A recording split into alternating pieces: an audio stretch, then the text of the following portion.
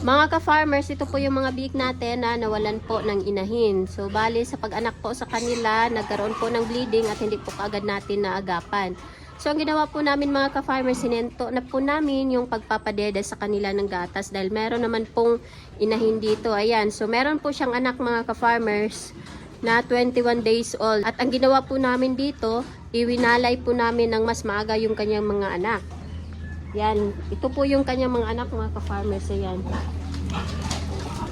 So yan po, 21 days old, kumakain na po, malalakas na po kumain, kaya winalay na po natin ng mas maaga. So yung 21 days old po mga ka-farmers ay okay na po yun, basta't yung mga biik ay kumakain naman. So medyo kulang pa nga ho sa edad kasi dapat 30 days old po tayo magwalay.